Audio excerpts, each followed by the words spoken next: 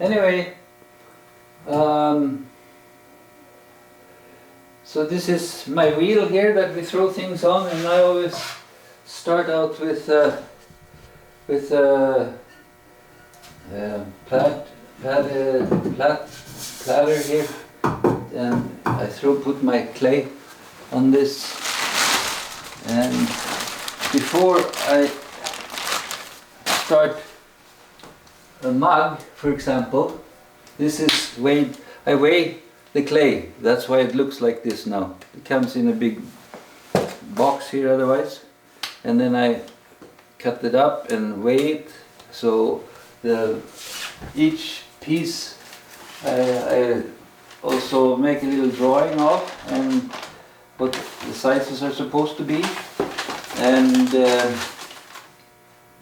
and then how much clay I want to start out with. So the mug takes, for example, 500 grams, right? Okay. So I have my weigh scale over there, and weigh the clay, and then until it weighs 500 grams, right?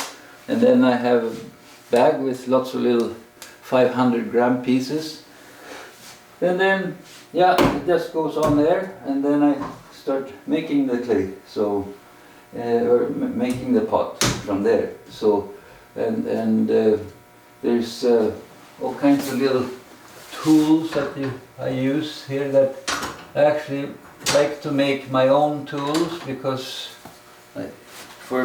they work very good for the special pieces that I use, I make, and so some of the tools are specifically, I use these all the time when I'm making mugs, for example, and I made these myself, right? So what do those tools add to your mug? What were they? What they do? Yeah. Oh, okay. I can show you on the little piece here that I have made before. And what this does, I use, for example, these two pieces here now, and when I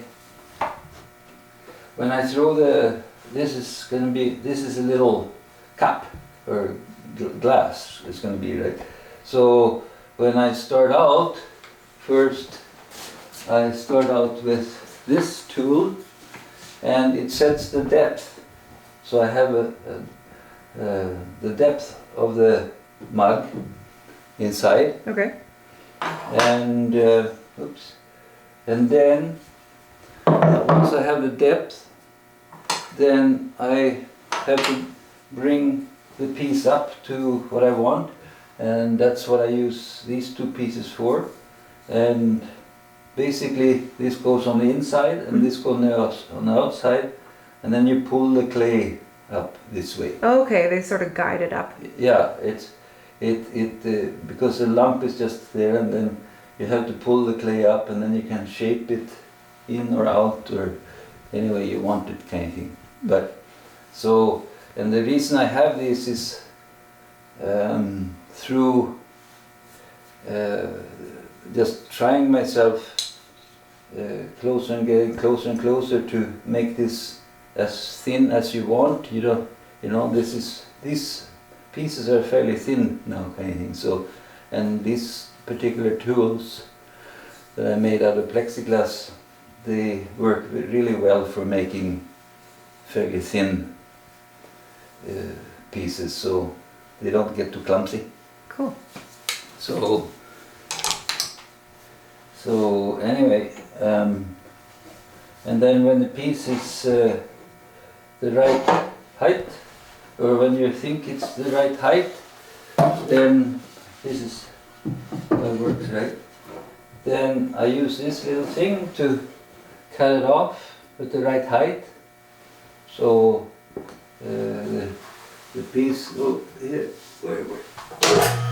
So here it's turning, and this cuts it off to the right height because it's always a little bit higher. Okay. So, and that is very good, because then whatever you make always becomes exactly the same height. Okay. So that's the purpose of it, and it's quick and fast, right? So And yeah, and then when I'm done, I just take it and put it up on the shelf so it can sit and dry. And in a couple of days it has dried, and then it just pops off by itself. And it gets a very nice bottom underneath too, and I don't have to do too much fussing with the bottom of the yeah. So you just wait for it to dry enough, and then it comes off by itself. Yeah, nice. That's the job for you. That's a job for me, yeah, exactly. So in the meantime, I have,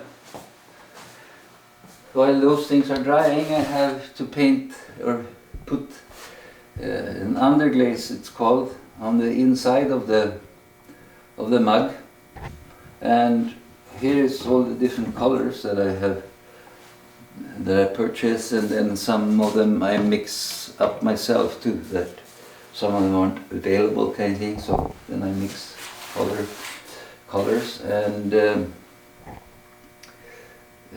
so this goes inside, or for example, in the mug that I make, the color that I want, and you have to put 2 coats on inside in order for it to cover. Okay. And you just do that with like a brush like this, and again I have this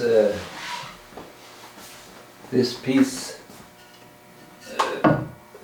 that sits on here, and it works. I just yeah, I just have the wheel going and put some paint on and paint it inside that, and then next one and next one. Okay, so you do a bunch at the same time then? Do a bunch at the same time, yeah. So yeah, 2 coats you want to do, and when you have like 50 mugs, I usually do 50 mugs every time I make mugs, for example. And it takes half a day to do all those 50 mugs complete. And wow. so okay. just the glazing portion. Yeah, just the inside. Just the inside glaze, and wow. then they gotta be fired with that underglaze in them, and then after that they gotta be sprayed on the outside and on the inside. So, wow. And yeah, so I have oops.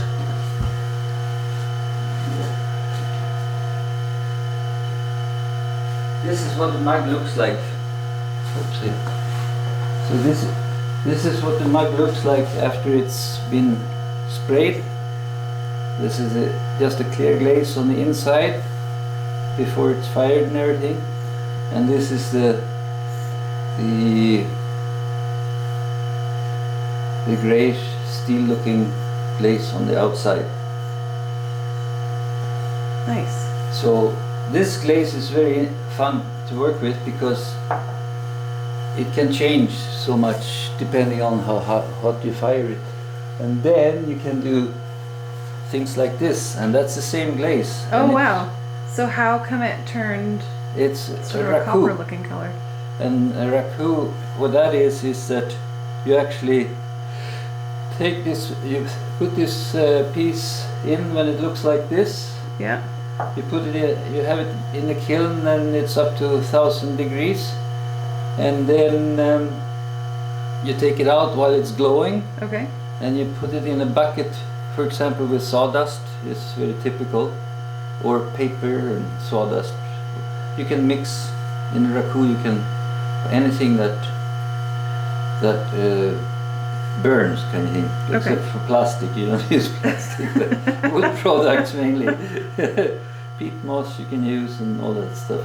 So anyway, and then because it starves the glaze of oxygen, it turns all different kinds of colors. Oh wow. Yeah. So, very cool. but you have a special clay for that because it cools very fast, and okay. if you use normal clays that is not a raku clay, then very likely they crack. Right. Yeah. Okay. So, but they do turn out very different. And this is another thing that I actually started out with. The idea when I started doing pottery wasn't to make coffee mugs. I wanted to make pet urns, and this is a pet urn. Okay. But it wasn't enough interest in that. So I tried to sell it to the vet stores, but I did a little bit, but yeah, there was no volume in it, so I gave up on that. But so this is just one type. I did all kinds of different for people there, and yeah, I was just some kind of an idea. Lots of ways to explore, I guess, in this craft, eh? Yeah. Yeah. Oh yeah. No, it's like it's endless. Like that's the fun part with pottery is that it is. You can just, if you want to, you can just continue and exploring and mixing and doing things and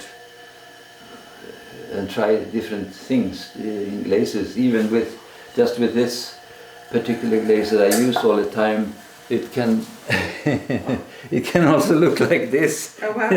If you mix the inside clear glaze with the outside, which is scrapings actually from my spray booth. Okay. This is what that looks like. Oh wow. When they mix, right? So much variance in it. Yeah, and depending on how you mix them and how you fire them, it's just goes on and on. So that's why I have tried many things. For example, here, right? I have tried to put just white glue into the glaze, and then it looks like that. It gets all bubbly, and and then there's other glazes you do. This is different glazes. These that look cracked like that, but I mix those also, and so there's so many. It's endless kind of thing, and it's just fun to try. Yeah, I bet it would be. Yeah. So anyway,